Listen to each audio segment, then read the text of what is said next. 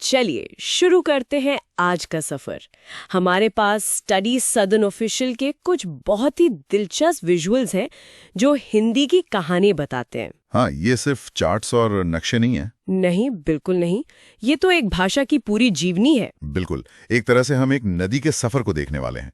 कहाँ से उसका उद्गम हुआ, किन किन रास्तों से वो गुजरी और आज वो किस स्वरूप में हमारे सामने है। तो इन स्रोतों का मिशन इसी यात्रा की परतें खोलना है, संस्कृत की पहाड़ियों से लेकर भारत के संविधान के विशाल सागर तक। जी। तो ऐसा लगता है कि हम एक नदी के उद्गम से शुरू कर रहे हैं, जो संस्कृत से निकलती है, फिर पाली और प्राकृत के मैदानों से गुजरती है और आखिरकार 1000 ईस्वी के आसपास हिंदी के मुहाने पर पहुंचती है। तो चलिए इस नदी में पहली डुबकी लगाते हैं। हाँ, पहला विजुअल इसी रास्ते को दिखा रहा है। ये हिंदी की वंशावली है, उसका विकास क्रम। अच्छा। स्रोत में इसे एक रास्ते की तरह दिखाया गया है, जिसकी शुरुआत होती है संस्कृत से। इसे एक खुली किताब के रूप में दर्शाया गया है, जो कि बिल्कुल सही है। संस्कृत सिर्फ एक भाषा नहीं, बल्कि ज्ञान और संस्कृति की एक पूरी परंपरा का प्रतीक है। सही कहा। इसे हम भारतीय भाषाओं की जननी कह सकते हैं। और संस्कृत के बाद अगला पड़ाव है पाली, जिसके साथ ब्रैकेट में मागधी भी लिखा है। ये नामकरण क्यों? ये एक बहुत अहम जानकारी है। देखिए, संस्कृत जहां बहुत नियमबद्ध और विद्वानों की भाषा थी, वहीं पाली आम लोगों तक पहुंची। भगवान बुद्ध ने अपने उपदेश इसी भाषा में दिए, इसलिए इसका प्रसार बहुत तेजी से हुआ। और क्योंकि इसका एक बड़ा केंद्र मगध का इलाका था, इसलिए इसे मागधी भी कहा जाता है। अच्छा, तो ये भाषा के लोकतंत्रीकरण जैसा कुछ है? बिल्कुल। भाषा का सफर हमेशा शुद्धता से सरलता की ओर होता है। इसके बाद का रास्ता हमें प्राकृत, फिर अपभ्रंश और फिर अवहट्ट की ओर ले जाता है। ये बदलाव कैसे हुए होंगे? इसे ऐसे समझिए जैसे आज की इंग्लिश है। हम आई एम कमिंग की जगह मैं आ रहा हूं तो बोलते ही हैं, पर दोस्तों के बीच बस पहुंच रहा हूं ब्रो भी बोल देते हैं। हाँ, सही बात है। भाषा हमेशा सहूलियत खोजती है। पाली और प्राकृत आम लोगों की बातचीत बनी, थोड़ी सरल, थोड़ी लचीली। और अपभ्रंश तो नाम से ही साफ है, भाषा का बिगड़ा हुआ या बदला हुआ रूप। मतलब जो नियमों से और दूर होकर जनता के और करीब आ गया। आपने बिल्कुल सही पकड़ा। और अवहट्ट इसी अपभ्रंश और आधुनिक भाषाओं के बीच की एक संक्रमणकालीन कड़ी है। और इस लंबे रास्ते के अंत में एक झंडा लगा है जिस पर लिखा है पुरानी हिंदी या हिंदी, और समय दिया है 1000 ईस्वी। तो क्या ये कहना सही होगा कि हमारी इस नदी को हिंदी नाम का मुहाना लगभग 1000 साल पहले मिला? हाँ, बिल्कुल। 1000 ईस्वी के आसपास अपभ्रंश के अलग अलग क्षेत्रीय रूपों से आधुनिक भारतीय भाषाओं ने जन्म लेना शुरू किया, जिनमें से एक हिंदी भी थी। तो हमने हिंदी की मुख्य धारा को तो समझ लिया, लेकिन भारत तो भाषाओं का एक महाद्वीप है। अगला विजुअल इस बड़ी तस्वीर को दिखाता है। 2 पेड़ है, एक विशाल बरगद और एक नारियल का पेड़। हाँ, और ये समझना बहुत जरूरी है कि हिंदी इस भाषाई जंगल में कहाँ खड़ी है। ये पेड़ सिर्फ वर्गीकरण नहीं है, बल्कि ये भाषाओं के डीएनए को दिखाते हैं।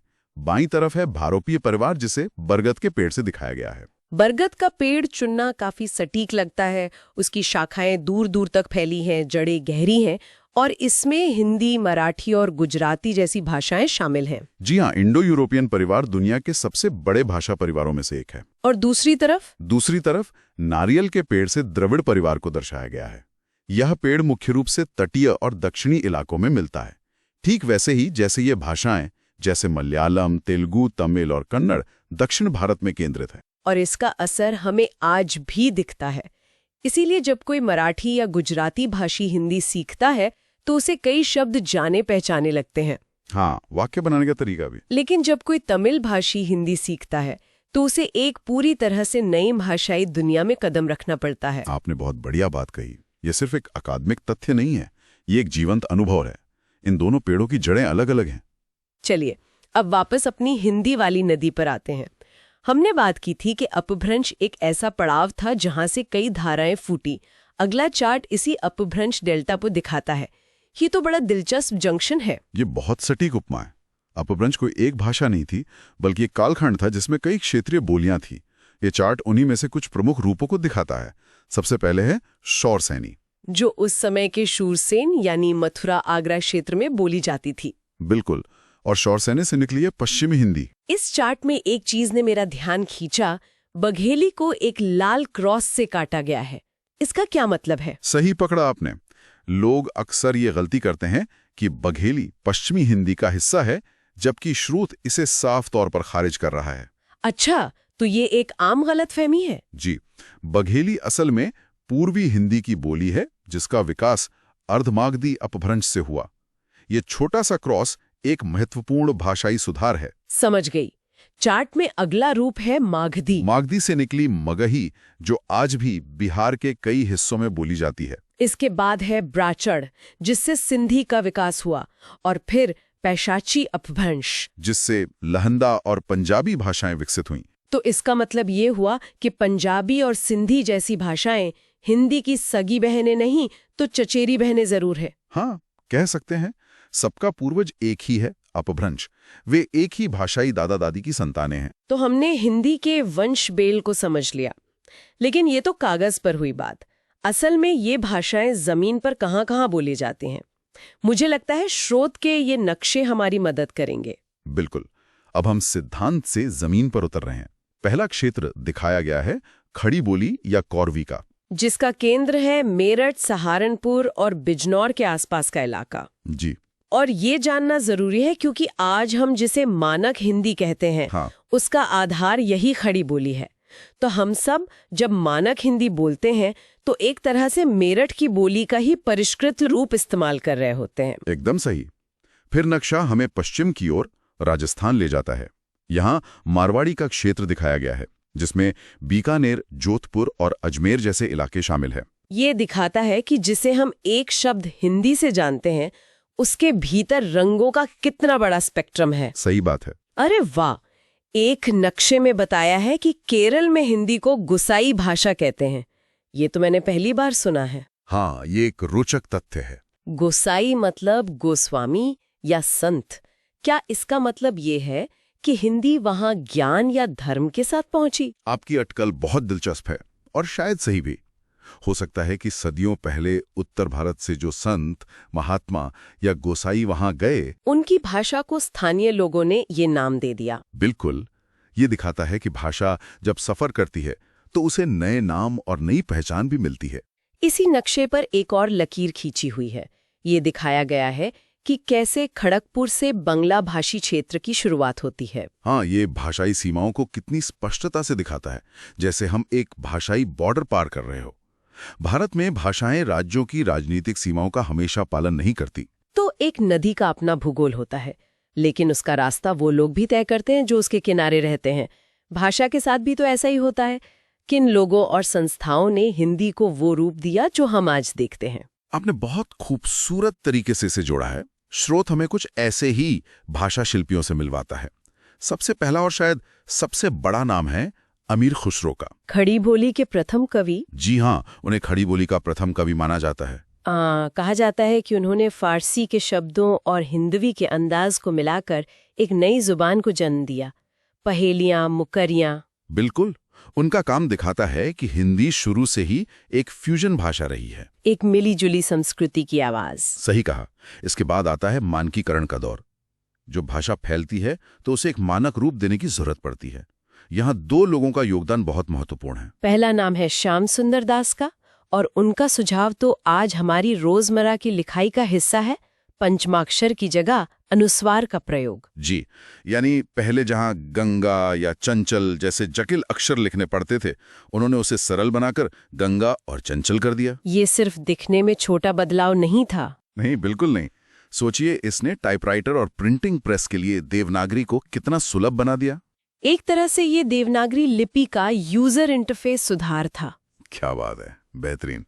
और यहीं पर दूसरे व्यक्ति बाल गंगाधर तिलक का योगदान आता है। उन्होंने देवनागरी टाइपराइटर के लिए टाइप को मानकीकृत करने में भूमिका निभाई, जिसे तिलक फॉन्ट भी कहा गया। सही कहा। और तकनीक की बात हो रही है तो हम प्रेस की भूमिका को नजरअंदाज नहीं कर सकते। स्रोत में सरस्वती प्रेस का विशेष उल्लेख है, जिसके संस्थापक थे चिंतामणि घोष। ये तो वाकई हैरान करने वाली बात है कि प्रेस बंगाल में स्थित थी और वो उत्तर भारत की भाषा हिंदी के मानकीकरण में सबसे बड़ा योगदान दे रही थी। यही तो भारत की खूबसूरती है।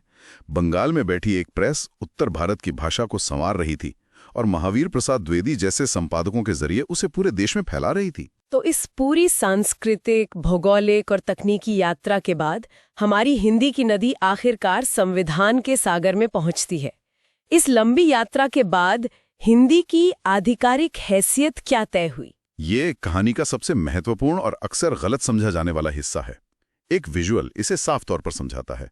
सबसे पहले तारीख 14 सितंबर 1949, हिंदी दिवस। जी, इसी दिन संविधान सभा ने हिंदी को भारत संघ की राजभाषा के रूप में स्वीकार किया। और दूसरा सबसे जरूरी बिंदु, जिस पर अक्सर बहस होती है, हिंदी का दर्जा। स्रोत में साफ लिखा है कि हिंदी भारत की राजभाषा है, राष्ट्रभाषा नहीं। बिल्कुल, ये दो शब्द अक्सर एक दूसरे की जगह इस्तेमाल होते हैं, पर इनके अर्थ में जमीन आसमान का फर्क है ना? बहुत फर्क है। राजभाषा मतलब ऑफिशियल लैंग्वेज, सरकारी कामकाज की भाषा। अच्छा। संविधान सभा में इस पर बहुत लंबी और गहन बहस हुई थी। उस समय यह महसूस किया गया कि भारत इतना विविध है कि किसी एक भाषा को राष्ट्रभाषा का दर्जा देने का मतलब होगा बाकी सैकड़ों भाषाओं को कमतर आंकना। तो एक तरह का मध्य मार्ग निकाला गया। हाँ, एक बहुत ही परिपक्व और रास्ता निकाला गया। हिंदी को केंद्र सरकार के काम के लिए राजभाषा बनाया, लेकिन किसी भी भाषा को राष्ट्रभाषा घोषित नहीं किया। ये बहुत जरूरी स्पष्टीकरण है और इसका उल्लेख संविधान के भाग 17 और 8वीं अनुसूची में किया गया है। ये 8वीं अनुसूची क्या है? 8वीं अनुसूची भारत की भाषाई विविधता का संवैधानिक दस्तावेज है। इसमें उन भाषाओं की सूची है जिन्हें भारत सरकार ने आधिकारिक रूप से मान्यता दी है और जिनके विकास के लिए सरकार प्रतिबद्ध है। जी, स्रोत के अनुसार इस अनुसूची में आज कुल 22 भाषाएं शामिल हैं। और इन 22 भाषाओं में हिंदी के अलावा कन्नड़, गुजराती, मराठी, सिंधी, तमिल, उर्दू, बोडो, डोगरी जैसी कई और भाषाएं भी हैं। तो ये एक तरह का भाषाई गुलदस्ता है। भाषाई गुलदस्ता, ये बहुत ही सटीक शब्द है। ये दिखाता है कि हिंदी इस गुलदस्ते का एक महत्वपूर्ण और सुंदर फूल है, लेकिन ये एकमात्र फूल नहीं है। चलिए, तो इस पूरी यात्रा को, इस नदी के पूरे सफर को अगर कुछ मुख्य पड़ावों में समेटना हो तो वो क्या होंगे? स्रोत के अंत में परीक्षा उपयोगी महत्वपूर्ण तथ्य नाम की एक स्लाइड है जो एक बेहतरीन सारांश का काम करती है। अच्छा। पहला, आरंभ। हिंदी का विकास लगभग 1000 ईस्वी से शुरू हुआ और उसकी एक पूर्वज पाली को मागधीवी कहा जाता है। दूसरा, क्षेत्र। हमने कुछ प्रमुख बोलियों के इलाके देखे, जैसे कौरवी का क्षेत्र मेरठ बिजनौर है, मारवाड़ी का जोधपुर बीकानेर, और वो मजेदार तथ्य कि केरल में हिंदी को गुसाई भाषा भी कहते हैं। तीसरा पड़ाव, संविधान। तारीख है 14 सितंबर 1949, जब हिंदी राजभाषा बनी। संवैधानिक प्रावधान भाग 17 और 8वीं अनुसूची में है, जिसमें आज 22 भाषाएं शामिल हैं। और चौथा और अंतिम बिंदु, प्रमुख नाम। वे लोग जिन्होंने इस भाषा को गढ़ा। खड़ी बोली के प्रथम कवि अमीर खुसरो, मानकीकरण के सुधारक श्याम सुंदर दास, जिन्होंने अनुस्वार का सुझाव दिया, और प्रेस की दुनिया के पुरोधा चिंतामणि घोष, सरस्वती प्रेस। ये 4 बिंदु पूरी कहानी का सार हैं।